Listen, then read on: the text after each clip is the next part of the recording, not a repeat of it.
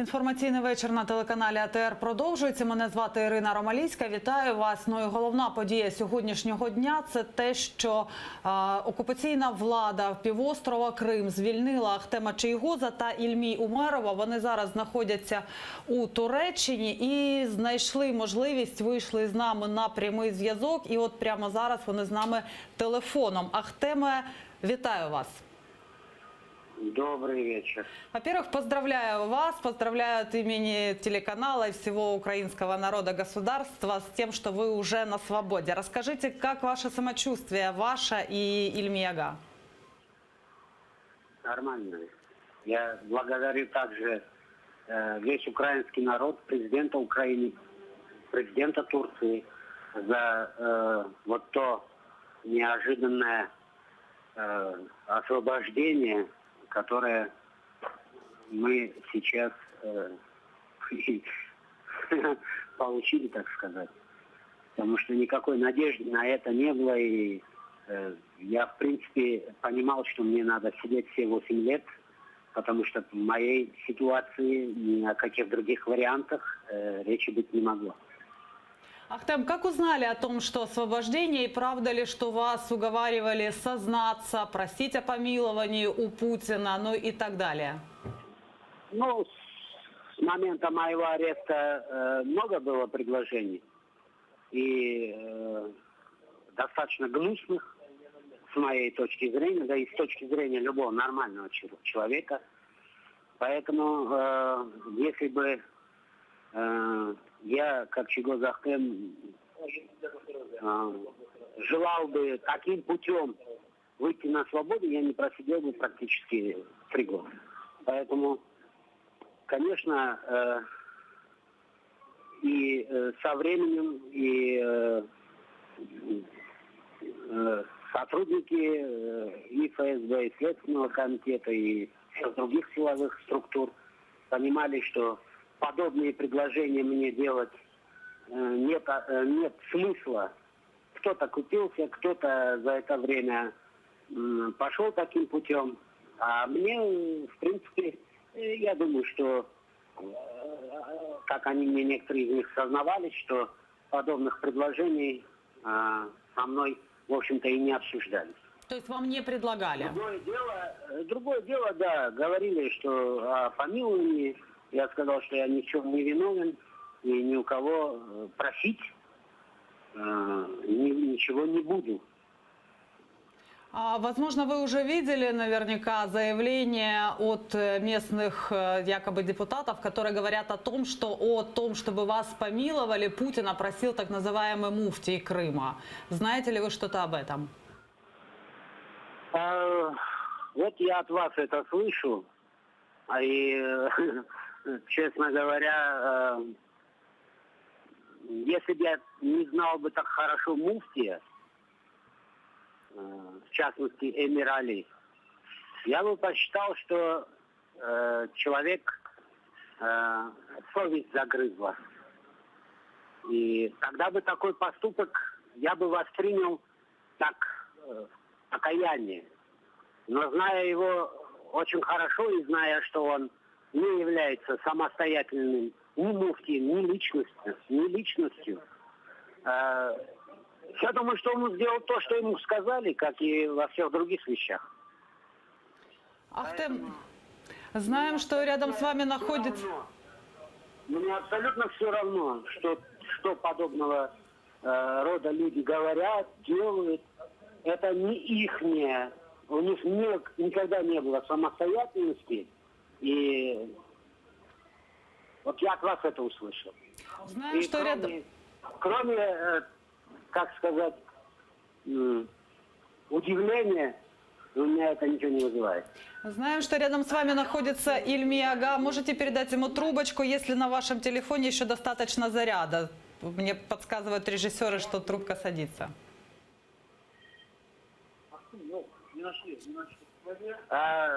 У меня мало зарядки.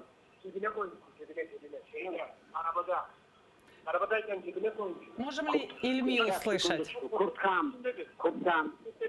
Что будет? Arabanın içinde. Сейчас, одну секундочку, зарядку мне ищут. Да, я слышу вас. Можем ли услышать Ильми?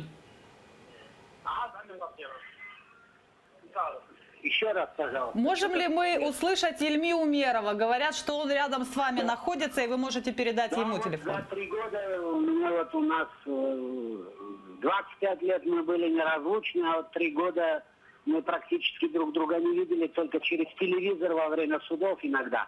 Поэтому я с удовольствием передаю ему трубочку.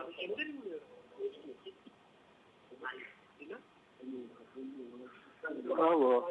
Ильми, здравствуйте, вы в прямом эфире. Во-первых, мы вас поздравляем с возвращением, точнее, с освобождением и с тем, что вы уже на свободе. Примите поздравления от нас, от всего канала и, в общем-то, от всего украинского народа. И хочу узнать у вас, а вам предлагали ли сотрудничество или просили ли вас просить о помиловании у Путина или какие-то другие формы и ставили ли вам какие-то другие условия? Ну, во-первых, спасибо. Я тоже присоединяюсь к тому, что сказал Ахтем. Благодарю президента Турции за то, что он провел такую инициативу. Но для меня вообще было полной неожиданностью, что я оказался рядом с Ахтемом, потому что я был под подпиской о невыезде, и я не был лишен свободы. И я все это время, 1,5 года с момента возбуждения уголовного дела, находился дома. Мог ездить по Крыму, участвовать во всех мероприятиях, в социальных сетях и так далее, то есть давать интервью и так далее. И все это я продолжал. Для меня немножко иначе, чем к Ахтему эта ситуация относится. Ахтем освободился из СИЗО, из тюрьмы, а я, наоборот, получается, вынужден покинуть родину. Наверное, судьбой так уготовано, что придется какую-то часть времени, какую-то часть борьбы перенести в столицу Украины и вообще на материковую часть Украины. Придется там пожить и оттуда бороться за возвращение Крыма в Украину. Скажите, о том, ставили ли вам какие-то условия, предлагали ли вам какие-либо сделки? Да, было. Приходили сотрудники ФСБ, предлагали написать письмо о помиловании. Я категорически отказался, и мы как бы обошлись без этого письма. Вернее, они обошлись без этого письма. Более того, даже в тот период, когда уже приговор был зачитан в суде, но еще не вступил в силу, я активно продолжал давать комментарии, интервью на все темы, которые касаются крымско-татарской проблемы. Ильмега, расскажите, как ваше здоровье? Знаем, что вас в аэропорт везли на скорой помощи. Вообще, последнюю неделю я находился на стационарном лечении в Бахчисарайской больнице и неврологическом отделении. Меня сегодня утром неожиданно, совершенно неожиданно для меня, забрали прямо из палаты, в которой я находился. Привезли в аэропорт, посадили в самолет, там уже находился Ахтем Чийгоз. Общаться нам не позволили. И мы даже поздоровались с ним уже в Анкаре. Вас сопровождали какие-то вооруженные люди или как это происходило? Ну, вооружением они не бряцали, но спортивного типа сотрудники ФСБ или каких-то других структур, человек 10-15 в салоне самолета, кроме нас двоих, еще было. Ильми, когда вы вернетесь в Украину? Здесь ждут мои коллеги, просто готовы вас встречать в аэропорту. Ну, мы хотим завтра вернуться. Правда, еще вопрос с билетом не решен. Ну, наверное, каким-то образом мы обязательно сообщим, как будет известно, через Межлис, через Рифата, через Мустафа Ага. каким-то образом мы обязательно сообщим время приезда. Спасибо вам большое. Мы вам желаем крепкого здоровья, скорейшего возвращения в Украину, потому что здесь вас с радостью и нетерпением ждут. Нагадаю нашим глядачам, що з нами на прямому зв'язку був Ільмі Умеров та Ахтем Чийгоз, які зараз знаходяться у Туреччині, ну і чекаємо їх тут.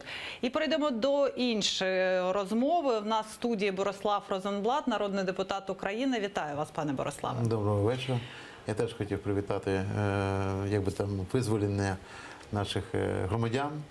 І перш за все, кримсько-татарський народ, те, що дійсно їхні лідери повернулися до боротьби. І я вважаю, що в принципі боротьба тільки починається. Сподіваємося, їх побачити тут найскоріше. Покажіть електронний браслет.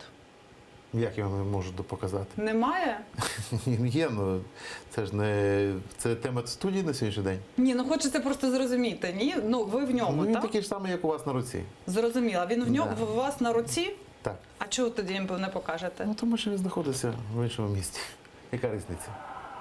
Як в іншому місці? Тому що Не з вами? Він зі мною. От Не бачите? приділяйте уваги дуже багато тим речам. Ні, може ви просто, добре, не хочете, це Не ваше хочу, да. право. Дякую. А вчора ви подали апеляцію. Так. І коли розгляд буде? А ви ж хочете що запитати саме? Я просто не розумію, про яку апеляцію ви кажете. Про апеляцію на запобіжний захід. Саме на носіння електронного браслету, який ви нам не показуєте. Апеляцію на незаконне рішення судді Солом'янського рішення. Судді ви маєте на увазі, так? Апеляцію на Просто ви рішення знаєте, Солом'янського ви просто суду. якимись там відрізками це кажете, просто може глядачі не Апеляцію зрозуміли. на рішення Солом'янського суду Незаконне рішення Солом'янського суду, щодо застосування міри запобіжного заходу до вас, зокрема носіння електронного Дуже браслету, погано. здачею паспорту. Я дуже вибачаюся, але знаєте, якщо ви дійсно хочете вести про це мову, треба дійсно розуміти, про що ви кажете. Тому що, знаєте, міра запобіжного заходу і носіння електронного браслету – це взагалі різні речі. Тому що запобіжний захід – це у мене є застава 7 мільйонів гривень, Так. а є обов'язки. Ага, це Да. входить так. Тому добре. є незаконне рішення в тому, що на мене поклали обов'язки на закінчення, які вже закінчились. Тобто їх неможливо було продовжити. Їх можливо було тільки разом з новим обиранням міри запобіжного заходу, чи те особисте зобов'язання, чи те зміна якоїсь принаймні застави не 7 мільйонів, а 5 мільйонів. Можна було накласти якісь нові обов'язки. А просто на стару міру запобіжного заходу накласти нові обов'язки – це є неправосудне рішення, яке виніс суддя Солом'янського суду. Тому Апеляція на що саме? Апеляція на незаконне рішення. На незаконне рішення? Судді Солом'янського суду. Добре. Давайте повернемося до того, як вас затримували. І от ми можемо зараз і подивитися, як це було, нагадати нашим глядачам. Будь ласка. Складний обшук пов'язаний з врятуванням можливого майна, що є речовим доказом в кримінальному провадженні. Представтесь, будь ласка. Борислав Розенблат. Соломонович, так? Так, добре. Посвідчення водія на ім'я Розенблат Борислав Соломонович, паспорт громадянина України для виїзду за кордон на ім'я Розенблата Борислава Соломонович, дипломатичний паспорт на ім'я Розенблата Борислава Соломонович, лист на адресу Національного антикорупційного бюро України від імені Розенблата Борислава Соломоновича, в якому він повідомляє про те, що в період з 19.10.2017 по 22.10.2017 включно перебуватиме за кордоном, а саме в Німеччині. В вказаній подорожі існує нагальна необхідність. Телефон вилучається для більш детального огляду. Банківські картки, майстра карт імена Борислав Розенблат. Борислав Розенблат, імена картка 1, 2 з камінням, 3, 4, 5, 6, 7, 8, 9, 10 і 11. Поняті, дивіться, будь ласка, сейф-пакет і номер зафіксуйте вказаного сейф-пакету. На відеозйомку. Заклеєно. 12 годин 35 хвилин, слідчого дія, обшук, невідкладний обшук закінчено. Повістка про виклик до суду в кримінальному провадженні. Будь ласка, вручаємо вам цю повістку. Зрозуміло? Да, вас викликали. Да, да. Вас викликали. Вас вже третій раз викликає суддя, третій. І повістка є за вашими підписами. Ви не прибули у судове засідання. Я написав відвід. Ви неодноразово не прибули у судове засідання. Будь ласка, про отримання. Поставте візу про отримання. Це перший раз виходить? А? Перший? Це повістка не перша. Ви знаєте, скільки у вас вже повісток є. 12:30. І ви не прибули жодного разу. Скажіть, будь ласка, ви будете підписувати Повторяю, без адвокатів ні. протокол обшуку? Ні. От знаю, що ви вже це коментували, але наші глядачі у Криму мають можливість бачити АТР, інші українські канали ні. Тому вчергово вас запитаю, що це було за дорогоцінності, по-перше. Ну, послухайте, по-перше, я б хотів би саму дію оцінити. То, що там були коштовності, тому я думаю, на вас вони більше. Коштовності, На чим мене? зі мною. На Да. мені зараз? Ну, я кажу, як воно Трекер є Слухайте, і біжутерія. я теж саме кажу. Якщо ви бачили, там дійсно були подарунки для моїх племінностей, для моєї сестри. Тому там не було ніяких коштовностей, каміння, там, діамантів, це було просто звичайне. Детективи НАБУ стверджують, що це було дорогоцінні каміння. Я вважаю, ви що заперечуєте. детективи НАБУ є на сьогоднішній день брехливі люди, які сьогодні вводять в оману український народ в питаннях нашої кримінальної справи. Тому це не моє ствердження, це моє будь-яке, може бути, знаєте, там мої слова сприймайте як завгодно, але для цього треба провести гемологічну експертизу, і працівники НАБУ повинні довести. Все-таки, що вони в мене вилучили? Якщо там скажуть, що це не каміння, а, допустимо, не дорогоцінне каміння, а напівдорогоцінне каміння, там топаз, то вони повинні про це сказати. Тому що все, що відбувається з 19 червня по сьогоднішній день, це, я скажу так, знаєте, от відверто, тому що на мене накипіло, і може хай на мене там не ображається, але це замовна, фальсифікована, брехлива справа, яка дискредитує мене як людину. А що відбувається для глядачів нашого телеканалу, вашого телеканалу чи нашого українського телеканалу, вони можуть спостерігати, мабуть, кожен день, як це працює ФСБ. Як затримують сьогодні ваших самих, наших громадян України, кримськотатарське населення, коли приходять без дозволу, без рішення суду, без будь-яких документів, отак затримують людину. Я не кажу про депутата Верховної Ради України, а людину Куди без ви летіли? дозволів. Я до Німеччини летів. А паспорт отримали для того, щоб летіти до Ізраїлю. І з приводу цього НАБУ також порушила кримінальну справу. Слухайте, у вас дуже маю на багато увазі. є інформації, те, що кажуть НАБУ. Я повторюю, я купляв звісно. квитки по українському біометричному паспорту. У відрядження я ніяке не писав заяву про те, що прошу там надати мені там гроші для перебування і все інше. Я отримував дипломатичний паспорт, правильно ви кажете, для поїздки до Ізраїлю. І отримав його на законних підставах. У мене був запрошення від міста, мера міста Бершева, який запросив мене на зустріч з бізнесменами.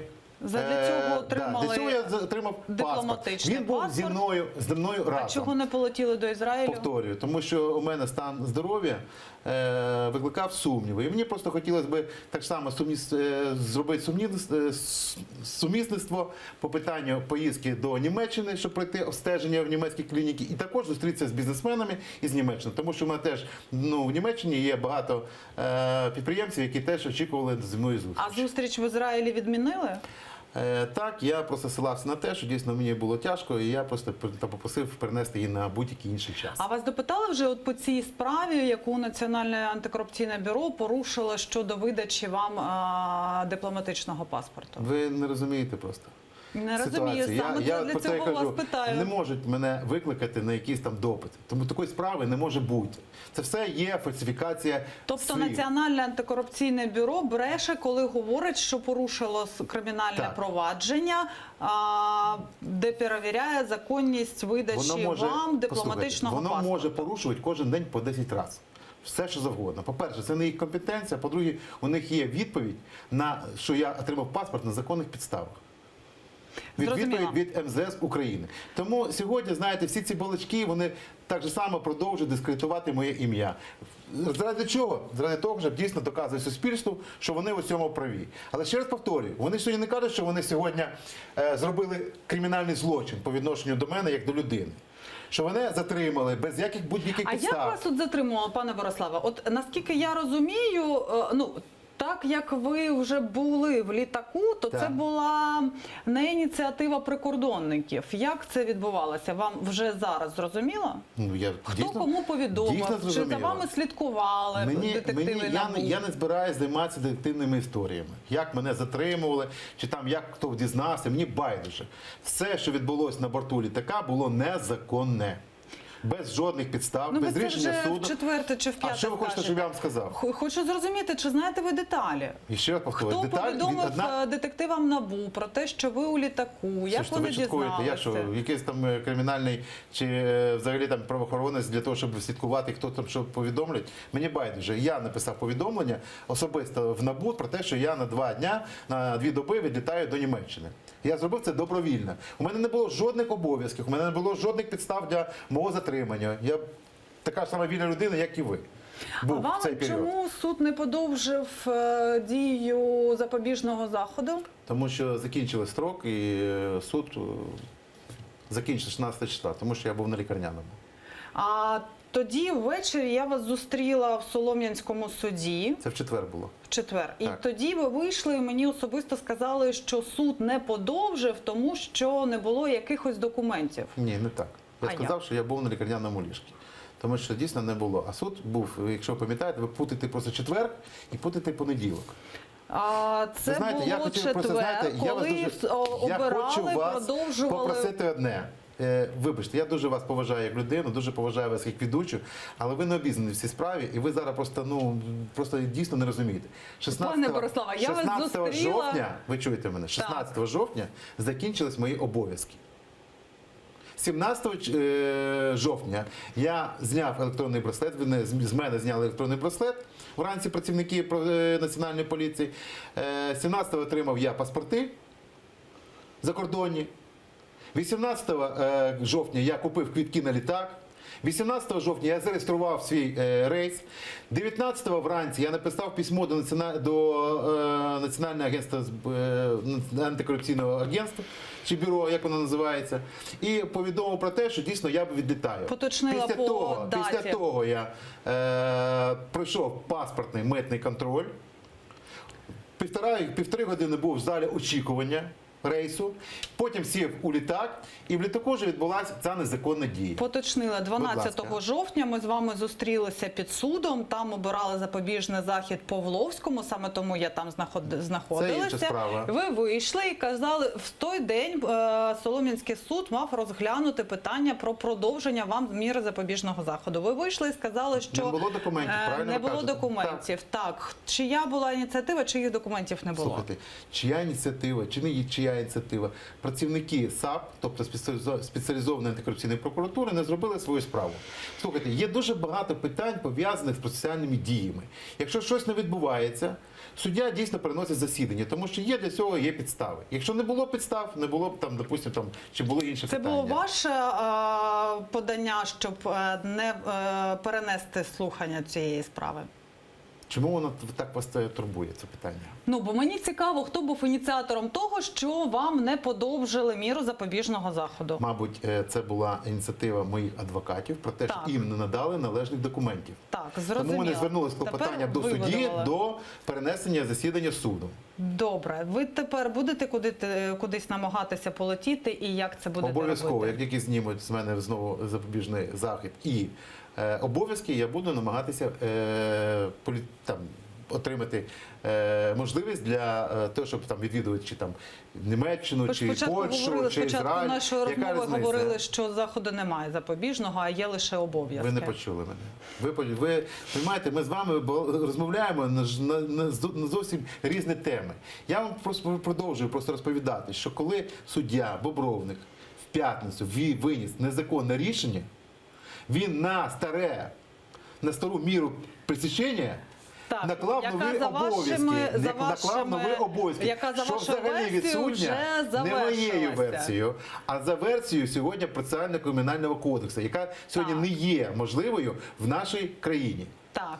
І Да. А коли у мене закінчаться, ще раз повторюю, обов'язки, вони накладені по 18 грудня. розібралися. Але Тепер зараз я нарешті подав апеляцію. розібралися. Будемо дивитися, як буде апеляційний суд розглядати цю справу, тому що дійсно, вибачте, якщо на сьогоднішній день є всі підстави неправомірного рішення, воно повинно бути скасовано. Якщо тільки закінчиться, у мене буде всі законні підстави для того, щоб знову отримати свої паспорти і знову там отримати ці можливості, я скористаюся цією нагодою, дійсно буду відвідувати будь-яку країну, де будуть запрошені, де я там буду вважати, що мені треба Засідання бути. апеляційного суду вже призначено? Ні, не призначено.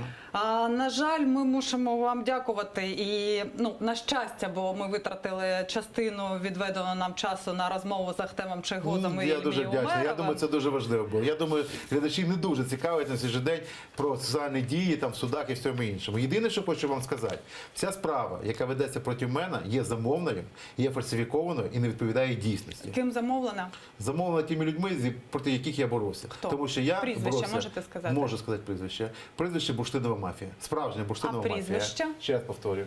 Про це прізвище кажуть все Полісся. Тому для мене на сьогоднішній день є принципове продовження своєї справи боротьби за легалізацію незаконного видобутку бурштина, прийняття законодавчої ініціативи і зробити таким чином, щоб бурштин належав народу України, а не кримінальним структурам, пов'язаних з правоохоронними органами. Дякую вам, Бориславе. Дякую. Хоч ви і не захотіли нам показати браслети і не назвали прізвище, але все одно ми вам дякуємо за те, що ви намагалися донести свою думку і нашим Дякую. глядачам. Дякую. Мене звати Ірина Ромалійська. Я з вами прощаюся і зустрінемося в цій студії вже завтра.